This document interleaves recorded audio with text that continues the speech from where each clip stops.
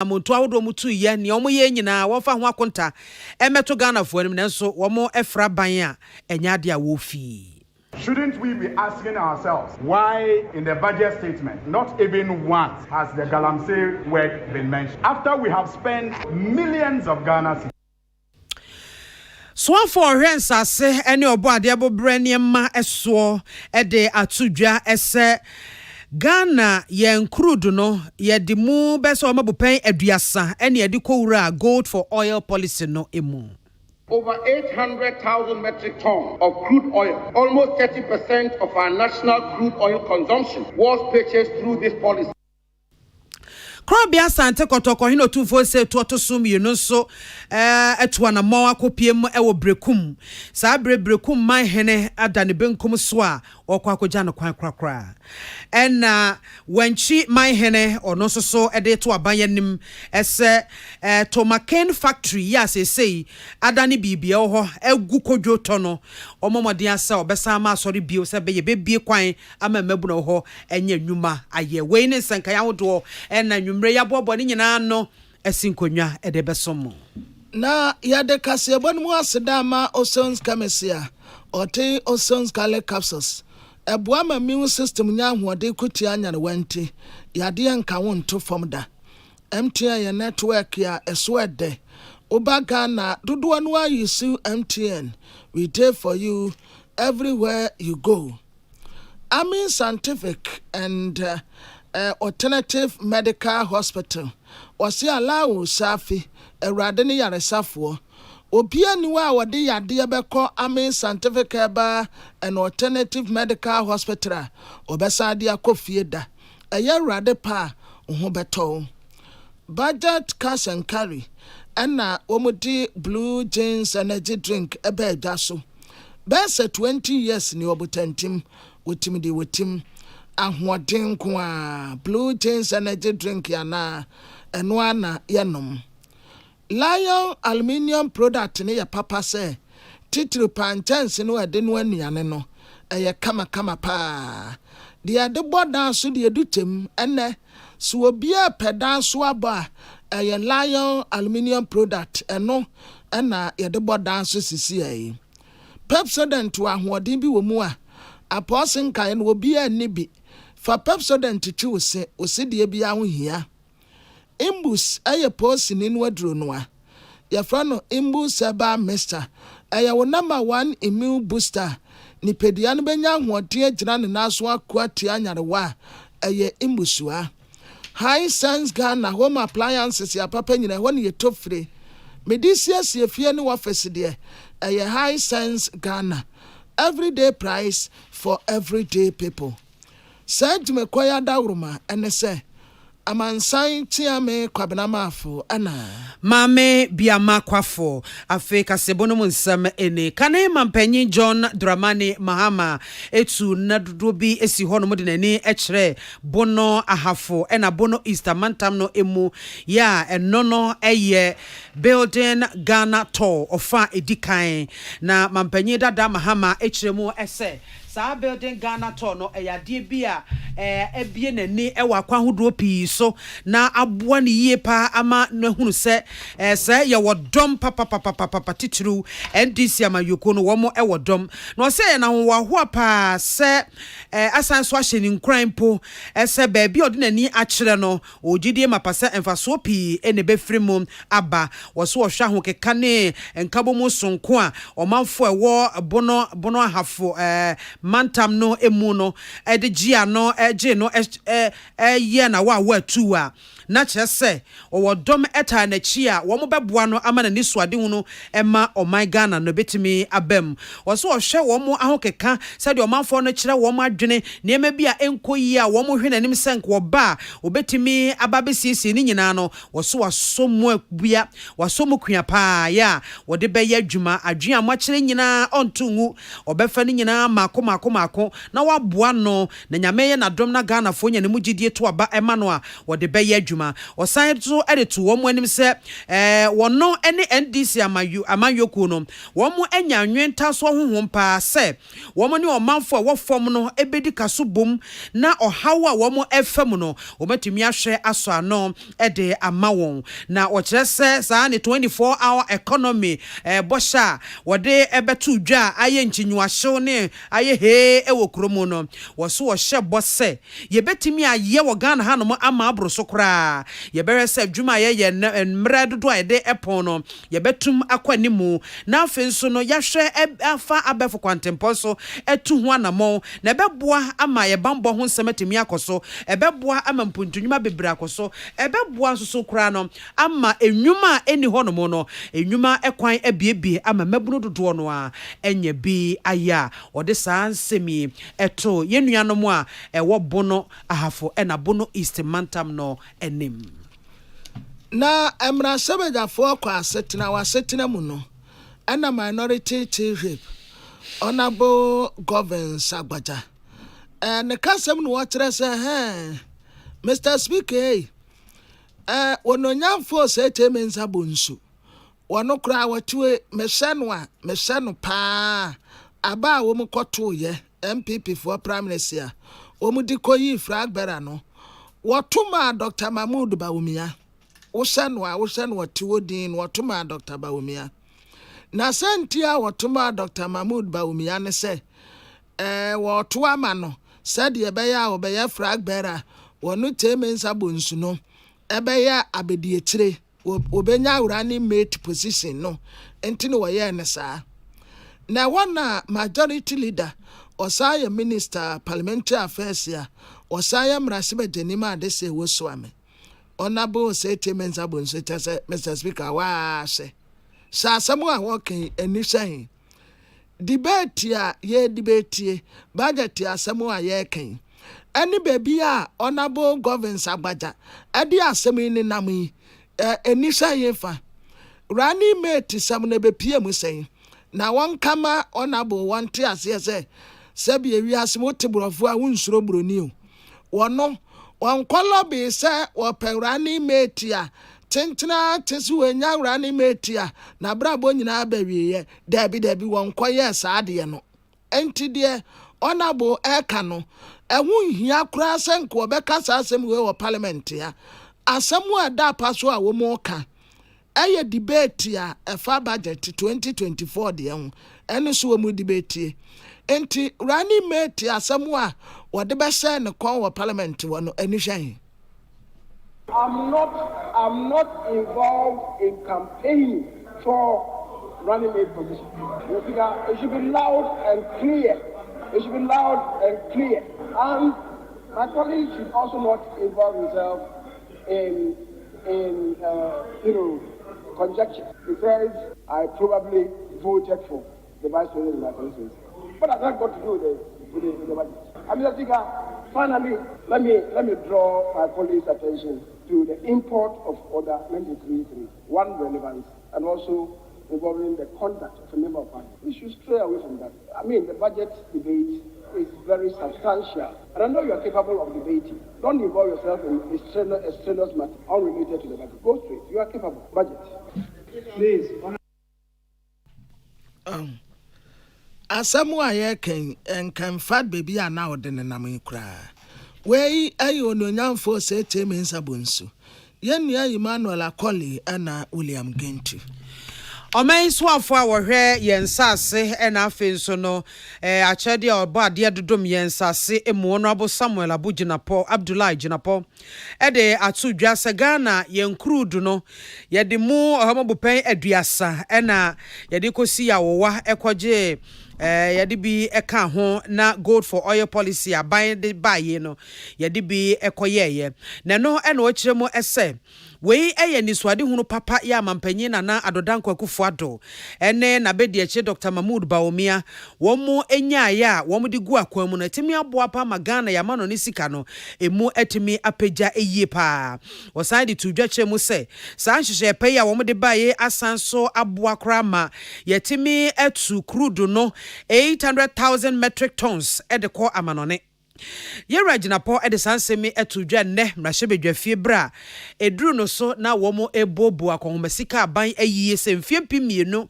ene aduonu nan yemfa mo mehu ebra no. Under the distinguished leadership of President Nana Addo Akufo-Addo, the Vice President, Dr. Mahamudu Bawumia, thought about, formulated, and implemented, Mr. Speaker, the Gold for Oil program. And Mr. Speaker, the Gold for Oil program is alongside the domestic gold purchase program of the Central Bank, the Bank of Ghana. Mr. Speaker, maybe I should explain. Until the introduction of the Gold for Oil program, the Bank of Ghana's reserves when it comes to gold was totally insignificant. And through the domestic gold purchase program, today our nation, a gold producing nation, can say proudly that the reserves of the Bank of Ghana when it comes to gold is shorter. And this is what culminated in the Gold for Oil program. Mr. Speaker, over 800,000 metric tons of crude oil, almost 30% of our national crude oil consumption, was purchased through this policy without having to look for dollars. Wa mananso no mo sign to dwabie no kire se wo hwe enhyehyɛ pay aban de ba yetitu ye fam gudie etuo ye mining sector ho no mo so a se aboapa ama Ghana ye hwere dia bibima ahodo bebra wo mu to gold ewo ebibrem ha no mo se no ye hwere edi wo manimu a wo ba ebibrem ha no ma Ghana ye di animu pa ye na yetimi etuko yetu gold bebre. With the investment that have been put in the mining sector of our country, the mining sector is going to contribute strongly to the national economy of our country, which will help managers of the economy to ensure that we get this 1 trillion economy for our country. Mr. Speaker, through the bold interventions we have made in the mining sector of our country and the lands and natural resources generally, Mr. Speaker, today Ghana is the leading producer of gold on the African continent. South Africa was the leading producer of gold on the African continent for several years. But as we speak today, through prudent management and through policies and programs, Ghana today is the leading producer of gold on the African continent. As I've just been saying, the Gold for Oil program is made such a strong, monumental, positive impact on our national life. We oswafo a wohwe yensase na achede obo ade dodom yensase emu Honorable Samuel Abdallah Jinapo William Gentu ene Emmanuel Akoli ene bo ansemi no bai na amra sebedani a wotina ma adese wo Tamalinof Honorable Alasan Suhini amra sebede fie nkomobo yae ene wo tirese Mr. Speaker some time ago atakakra Ana ben yese Galamsey ese yensase ese ye kwaye ese yensuo enti wo tesika ne de akoatia Galamsey no wo mu nyina yeso wo we de asempapa ejampani so obi ani wono mu a wo kirefo asempa kodo enti wo sha ye kwaye se de Galamsey fu atiesim no wo mu se no ensuo ya nkofo a no wo mu nkronketuom eno a no wo mu num Now, said you almost said no, and tea is in the right direction, Tiabai, 1 ton coso. Na free sabran in the besine, and womo fra buying set and quamram rasebe de fie, no metre. Penisa for quite a trabua 1 year sano.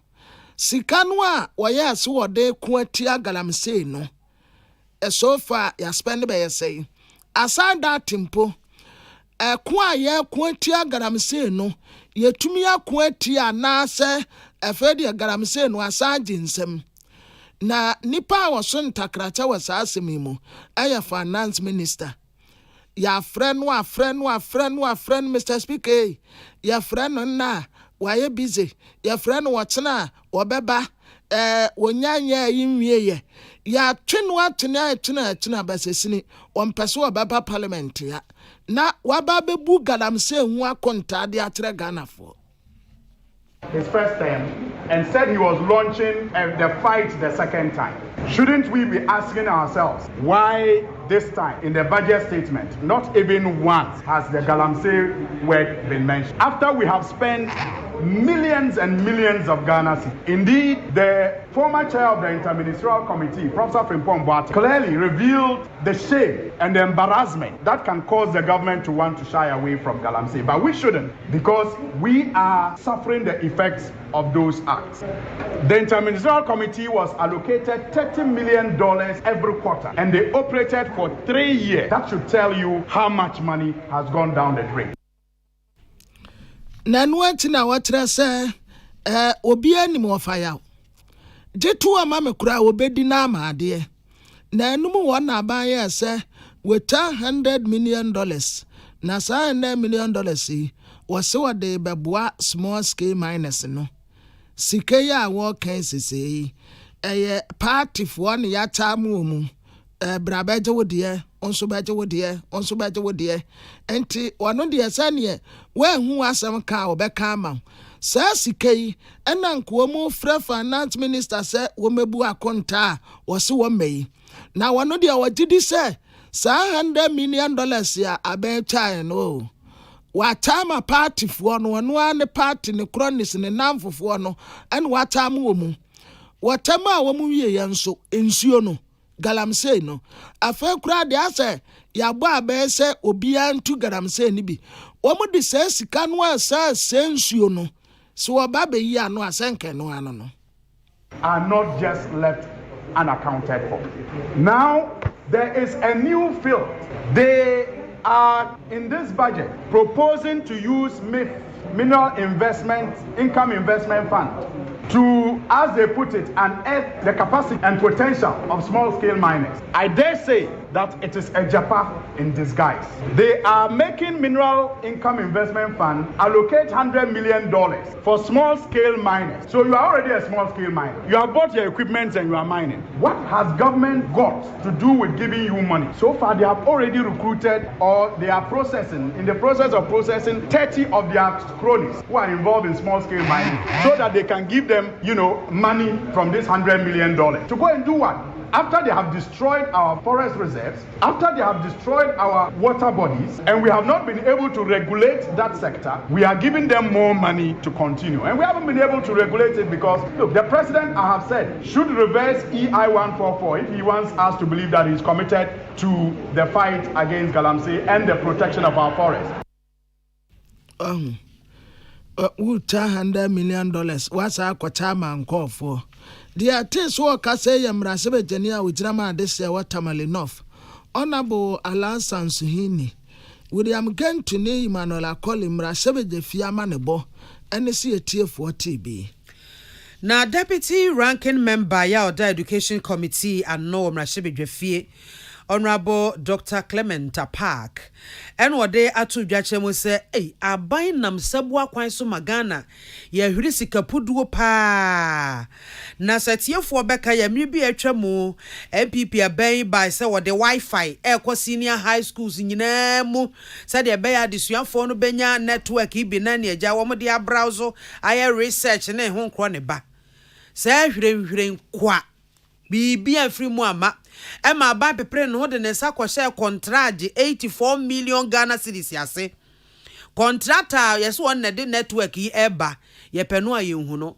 Enso bosumi bia aban etua sikapudo 6.3 million cedis. Ya katua bosumi bia de masa contractor yi a adwuma wa anye ye hwehwe no so aye hu no bosumi bia so ye tua ne ka. Na no no de ato dwa chem se wo sa aban no ba be chechemu kire Ghana fo botaye nti a wotu sa na mo no a ade no ama so ene e bi kan se me kotwa medua wanza mo no ma anya ntwa me dwokoto eka ne nsam sen ye ne yesi ye pe Wi-Fi ama ye me yesua de ade ntimi ama so wo nso do nsa kwhye contract ase ama adwuma yenye bosumi bia so no o man boka 6.3 million e de ma contractor adentia. The recurrent expenditure per the contract is a whooping 6.3 million a month for a service that is not available. Fraud, stealing. Listen to me carefully. My further checks indicate that the original busy internet that we know was procured right before the contract was given to busy internet at a price that was inflated by 100%. We are working on that. We will make the documents available. So clearly, the rhetoric by Dr. Mahmoud Baumia that every public secondary school is benefiting from free Wi-Fi is dubious. The students are not benefiting, the colleges of education, they are not benefiting, the regional education offices are not benefiting from it, the district education offices are not benefiting for it, and yet you and I are paying 6.3 million a month, and for the contract, 84 million. The question is this: who bought the original Busy? And how is it that the new Busy internet was given a contract of this magnitude, being paid at this rate per month, and yet the beneficiaries are not benefiting from it? Dr. Parker signed to John Ochese NDC aban se nyame ya dompa magana fo ato aba mo 2024 December wo ba free senior high school hye no wo besi sem.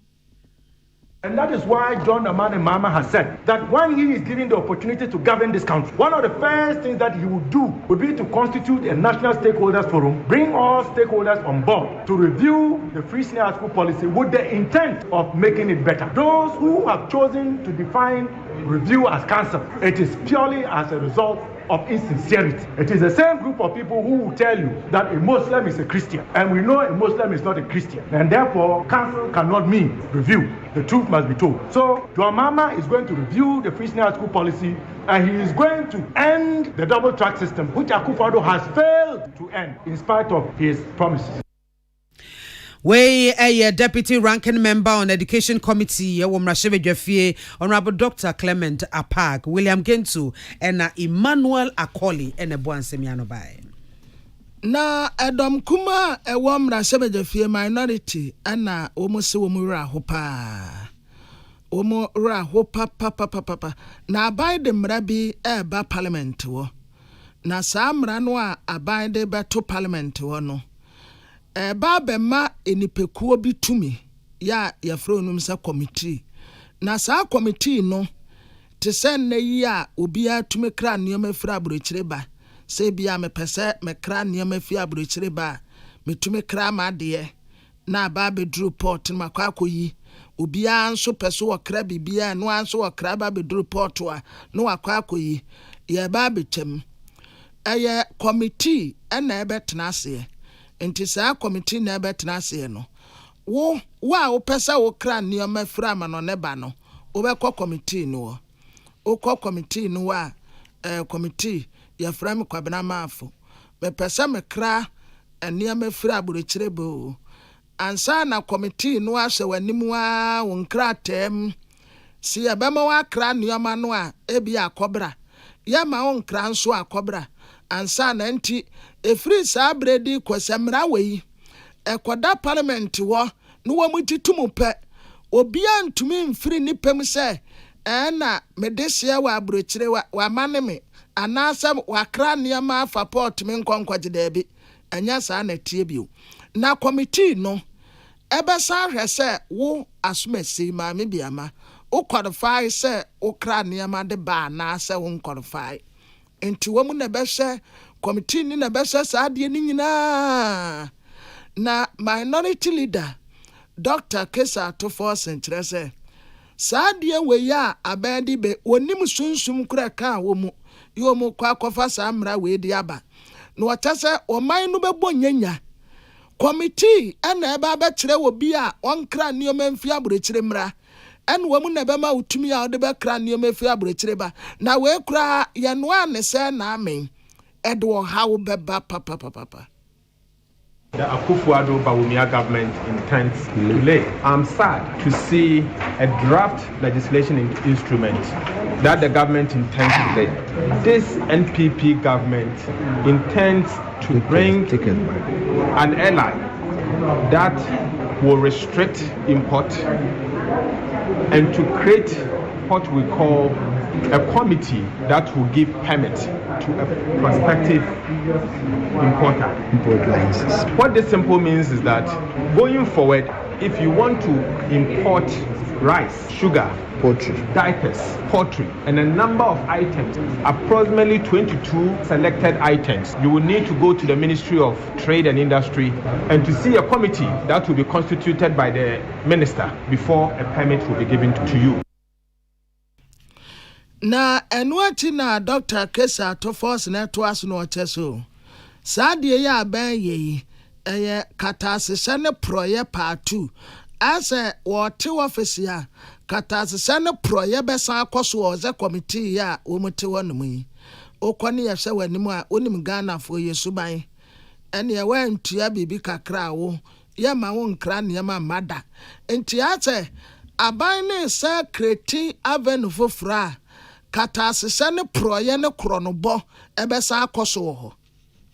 And you recall that in 1967, a commission of inquiry was established. Justice Olenu's committee was established. And that committee was to identify the corruption and malpractices relating to import licenses.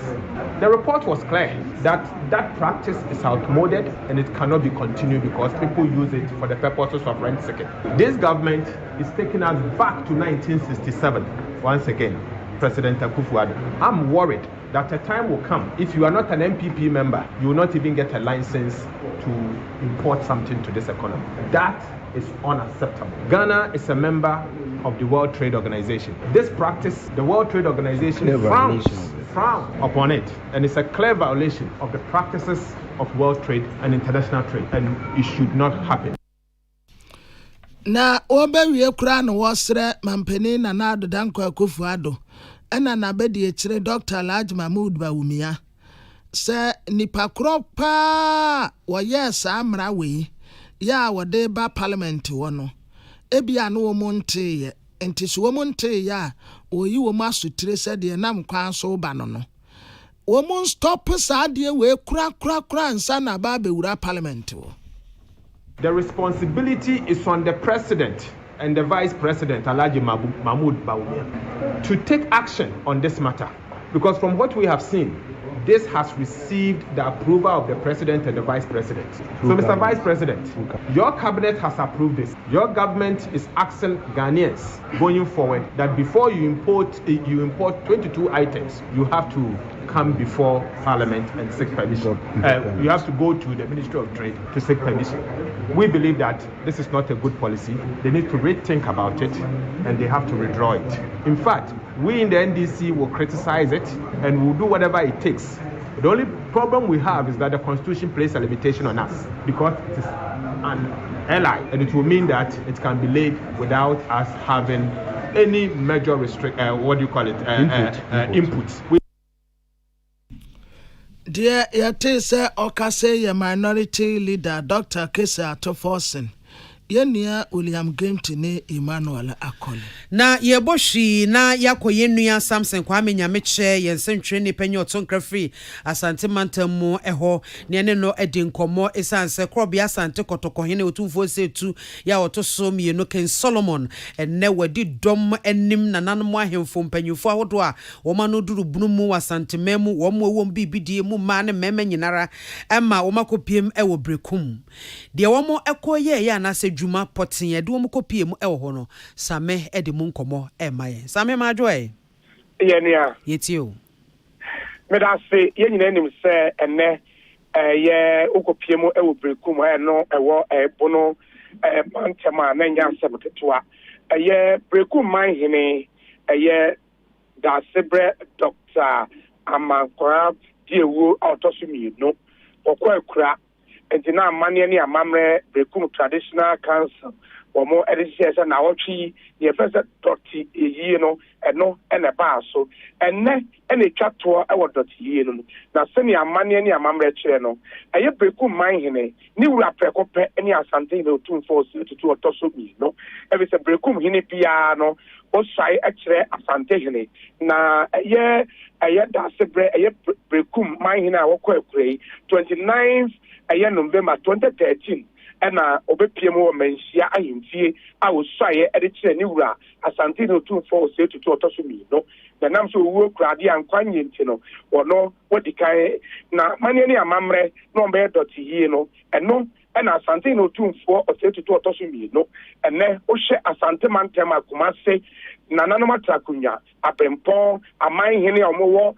Asante mantama omo a omo free ahafo mantem omo free ayebono ena so omo free ayebono is omo nyina hye Asante man ase no omo nyina be piem wo hodoma brekum kuro nankasa edane principal street bia obia omo abrose wokwan won nyina omo foforo a omo ehwe se asante no tumfo setutu ababe piem a na last respect oba be hwe emu no ansa na nanadwi na nanoma takunya omo ya amane ne amambe twato kwa na omo akwakutie no na efri eye anopa tutututu enru akrampo na okopiemo ewo brekuma Bible adwumakuo womo eye police for soldier for womo nyina de womo ye bi womo ye efri sunwan ekopiemo ewo brekum eye kwan no bonku ni nifa echa sa asanteman colors tuntum ene eye kokko a chese no chefe asante no tumfo se tutu ade atole ni man hene brekum man hene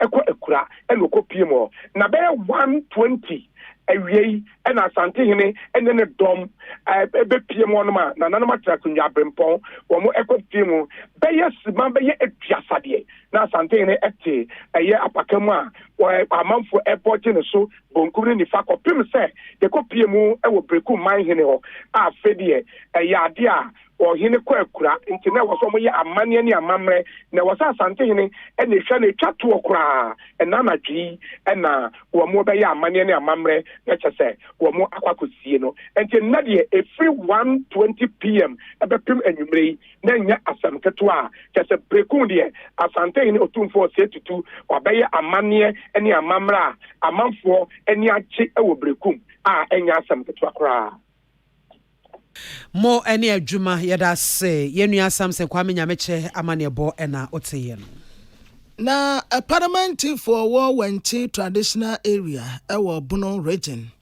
osajefo anye amoampon tabrako ya wotoso miensa na ode adesrede eto abaye nimse Akan factory ye wompotem honom se omu tumi aya manage na na so a ka beboa mamebu na omu ni adwuma ye won mpotem no so betekura na sa Akan factory say wotre se first no omu ye adwuma omu tumi process be say thousands of tons wa ye tomatoes pepper meko na enuane ahodo bi a ye de se ntontrawam wakai krabem se buzi abreso wenti utu wonmo ye busy atuma na nkofo ye nya atuma keto amabuni obi a ye bi but enam sa factory ye say nti brabe unemployment ate wonmo nyina boso na nakura de eduru ba bi a no wabre amabuni ni nam wonmo sa atuma bi ani ho na osajefo amwampon tabrako ya wotosumiensa adesredie eto head of corporate affairs and internal relations minerals income investment fund ora kojo frempon ya won say jinasa yanto no swaba aspiring parliamentary candidate ma MPP ebra wode no ho ekokire nananom na wodi obuo ne de ma wonum kire wonum se urade ya adomo a MPP wo mo kwa akoto aba eyi obi obegina premier sebeja akonya ono nso egina mu bi factory da wani siri me amenim tomakan amfani pakra na efani papim omo football team omo bibia ayenim tomakan fa so na de branch man so me shop right tomato no kra se no kan no dodo a store na pe no papa ni timi omo pe be 5 tons a week so ti omo 500 kilos ti mo amuhum se tomakan timi gina na se nipa ahanum kra na wa ha mo amu ni fa so de branch man ye mo ban wo so yi de me an be me adwuma 1D 1FT be da manim bitimi hwe be bodoma 3 etima 3 sunwani 2 ma bo wanti manimu me ye ho adwuma se be a omba be certify on product be boa me hu enti so erade metimu krobi asabe so no mo mienu wanti ne bi so Ghana ha ya kan bibi nti cashew the whole Ghana obi ani cashew sen kan cooperative ne sheda ne enti omo ya ma record o 30 man omo record wa anti ni na omo record na ide no so ate asese mfie kakra atwa mi na so omo record e ba so no abo mesro pa ye nim de e ba yankopon ne nim de e ba so be boa minim ba bia otimi wura mesro so 1D 1F se no kan to makan wo be pia na yeso yetima kan bi na nuatina na netre se ade ba kwa wotene ho na ne wura ho o se kanetete pa Dr. Buzia ya na wa ya prime minister Ghana ya bakose mu MPP amanyo kokura ka party no a womuka buzia dankwa domo tradition sa buzia nasem no wokan se ni kuro pa wo free so wobekọ akwanye banks emebuna wo mu ni adwuma ye ati wonum nyina boso afi wakatire owura Kojo Frimpong eni wo mu a wo mu gina apremra sebeda akona nyina se obi anya campaign ahote emu obi amfa mpochane atemdidie emfa ma sebe dede ba ne kokoba wo mu nyina ayokrobofo na mom empani se de wadi kan yeso na chirija owura Kojo Frimpong wa ya de pa na wo firi krom wono mu a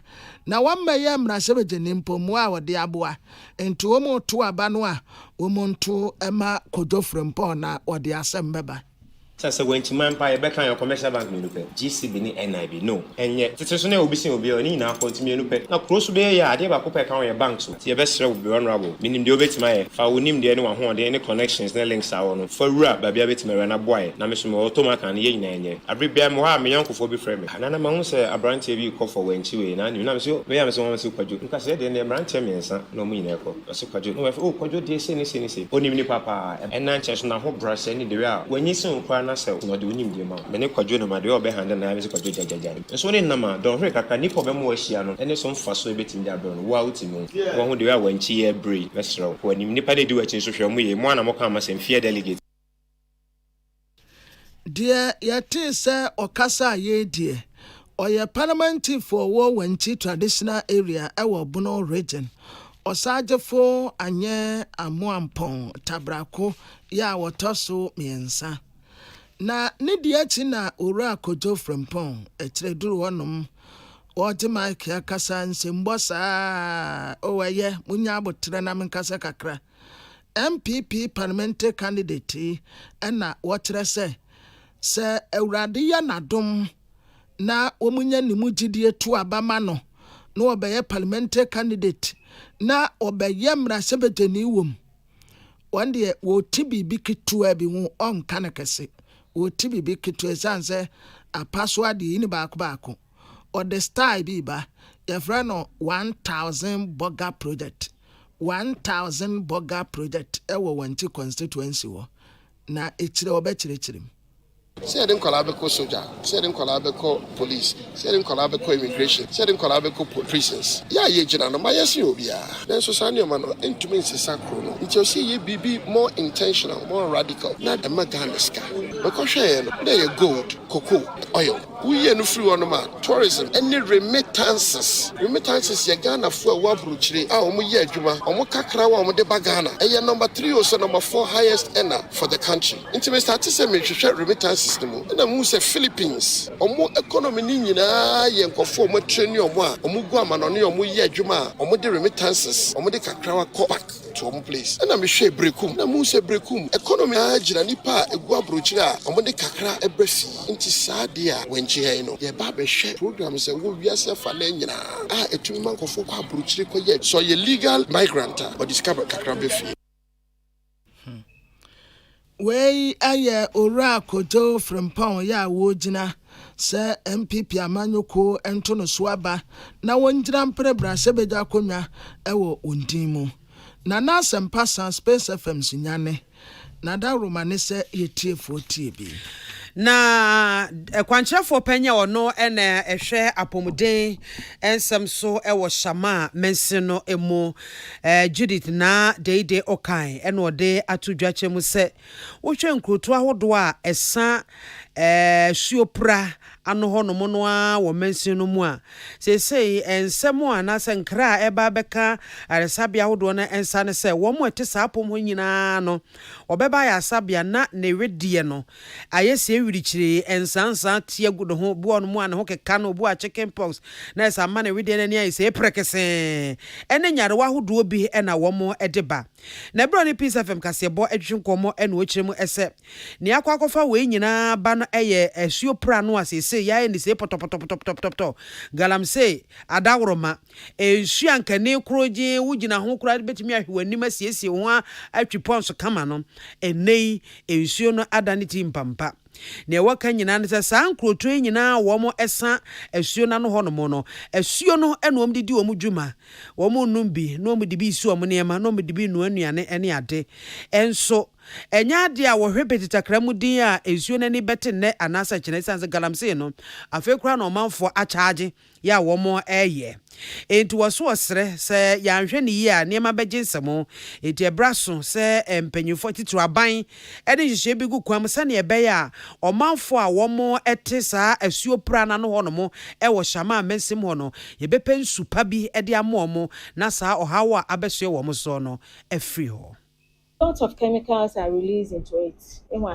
Galamsey will release the chemicals people consume. That alone can offend and cause this the skin rashes because chemicals, most of it will affect the skin. Of course, skin it's absorbed into the skin. Into now the reaction when they won't the complain with either itching or rashes and all that. Into why polluted. Only the main cause of the skin disease is a report the more. That is the main source of water for them. For bathing, using it for health offending. If you what is banned with it, that's for domestic use. That is what they depend on. Was it when is banned will go one on be.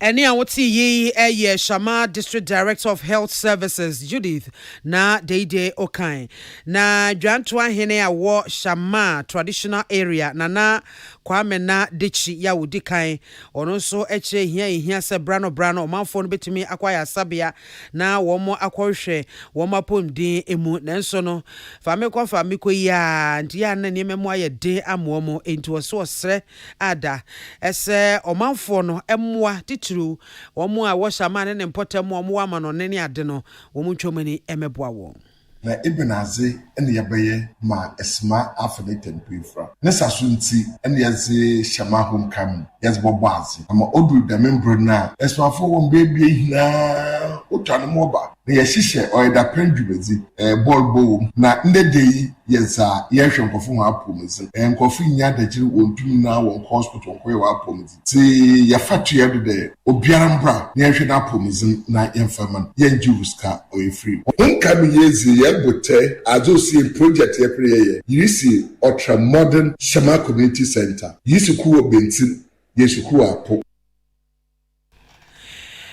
eni awoti ye dwantoa hene ewo Shama traditional area na Kwame na Dichi ya odikan apia dankwa ene bo ansem ya no bae na en court akwa setna Major Mahama delete ekwaya wo fa so wiye nipa ye bo wonum kwadu na womuma lawyer ni a wo tutade age nipa ye bo wonum kwadu no kwan se anka wo mekasa the friend say oral address no emfantre jury jury ni ye wonum a ya pa wo mu a wo mote wonom a wo mu ti asem ni bi na de wo mu befa wo mu no wo mu de aboa court no na nipa 14 persons ana wo mu ejina court wanim criminal division high court won kran ha na court jamtirani Justice Mariama Usu Justice your Supreme Court was tenemu say additional high court judge na Major Maswa Mahama ni wo ya ho monim sam dada achakura de nchira wo bo ase ana enipa bi di ne mpamro ebro no anti nipa no a ya checheche wonum no ene se wo mugina court a yedi wo masem na court no etna ase esese defense lawyer edi oral address katre jury fo no saa bejaku a ya pa wo mu no ya wo mu ti asem ni bi no na ayete se wo mu ama enti court no wetu edi ase November ne de toso eduonu nan jury no ba no ma be kyerɛkyerɛ asɛm no mu edi akyerɛ wo mu na ba wo mu befa wo mu no o mu de aboa court no na wasi aginaye ye nua frepa atanga court amane bobie na etiefu atibi Abusuafo utie kasebo wa Peace 104.3 abusua nyumakuo bi adaruma na adwenkyere no yede eba Abusuafo Afromas Plus yes, Steve's Company Limited for once and wetuma. O mese wa targeted that. Baby, I'll be hating no. Sa pepe na I'll be hating kama. Bema betumi agyina ne naso abompam wa adwuma na grobesesa beka se wa gropense ya to apete miamia wodo nyina Afromas Plus Pharmacy Chemical Shops Abode se wo pedodo atu a 0550 709 790 0550 709 790 Afromas Plus yana a new game changer. Remy Spices media near the say, ente bronyeba ye ko December. Aduane a yebedi wo fie de wo ton wo monten so. Say Remy nimu a enyede. Remy goat, chicken, jollof, beef, a mediane near the say. E wo jaso koi na kwaje wo de. Ewrade no ankasa nyansemu. Ena ofre ba heba hospital en wado mai mu nipa nyina nompe ese ba ansa en wo ka kire ba se enompe mu yade enkase mu yade medini nyina sa wonsa sana sa Ghana fo nyina yade mame ampa ba ndo wase ayoyo enne ba heba hospital se yenkase se yenompe ubetu asia ma ho atokora ya die bia da won kasa ni nompem o de fa koba ubetu ase ho betokora dislocation arms, bone injury, stiffness of fingers, several pains in the bones, do dressing of wounds. Ba heba Kumasi atunso agogo Omu Agogo Hospital, which is Penters Road, 18 Johnson, 0244 988 004, 0244 988 004. Atamfo ba nyare wanyina bejane. Biama kakrao. Ye homeso ajenkrato yeba yebeto aso.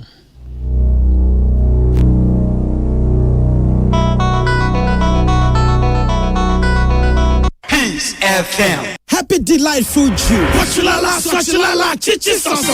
Afrana pa. Epe breakfast and was in woman. Joe happy delightful juice against with toast, cereal, and even them cool. And you may a bread and fifi. What's the fridge man? Happy delightful juice. One of what? And you be here. I come out to relax away. So I know when you're. Let's say what the chamado. Happy delightful juice. Off and a baby, I bring you all day long. One fruit juice. I'm happy delight. One different flavors, different size. You number 1 letter. Number from NG 150 and 250 ml. A baby healthy life shows on your supermarket. Happy life fruit juice, loaded with taste. Peace FM. Tune it in, turn it up. Peace FM. And rip off the knob. For ya to aka se bone so akwa akwa ne sana enra Peace FM kase bo adehye ye wa ha ye nka bi hye mu ena adehye bi a wo mu free danso ya ewo bosome frɛ ho kropon emu ewa sante mantemu wo mu bepie mu ha wo masem nyina ne se wo mu etoto sre Ghana ban ena fa aso ya wo hwe nsase ena fa oba de bobre eso se ene akwakwa hodo bia wo mu ho bon FM gudie tuo mu ewo my Ghana mu ese wo srada community mining ya womo ede abapom hono mo no womo mpene so womo ho yira womo dada Galamsey ama sabe fam gudie tuo no kura na afono womo kiremu se wo ba behwe ensu anankaje womo de bom ho samrane womo sabi nom de ye womo ne ma ne ade a ensu ni nyina dane ateche enya ade a panyi bi ana ban bi ebeboa womo akachiri kura wo bepiem e wo bosome frɛ ho asenka Ghana ho omafo no kire so hawo ne abenidie pi no a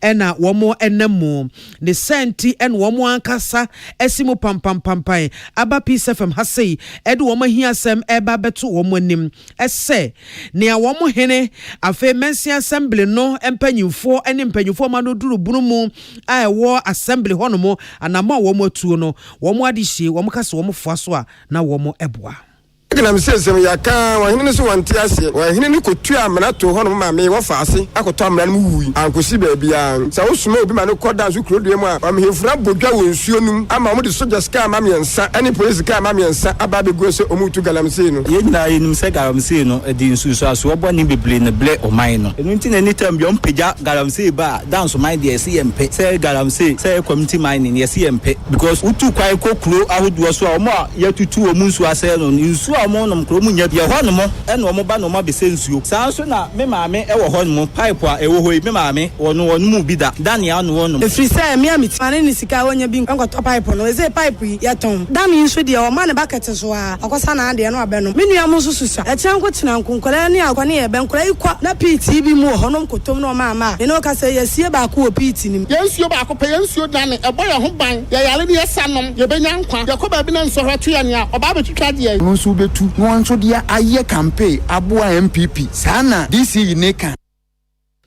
wei eye adehia womo ewo danso ya ewo bosome frɛ ho kropon emu yenu apohia mensa boso no ene kotie wo manu disemi a obo ano ede bae amansan ti ame kwabena mafo ana mame biama kwafo Osons chemist ade Osons garlic capsules eboa ma immune system nya hoɔden kuti anyarewa yade anka won to fam da bia ho dendenden tumi kotumi ba ye aduma afemu ni nyina wonfa so bebre eye Osons chemist for nsa no aduma ya friend Osons garlic capsules MTN network ya eswede ene pa bebre wo so MTN oni hwamoda network bi on mo a nsuo mu na pɛ na ateko ewia kura bodendenden ya yese the science for na o de ekɔ ne kɔhye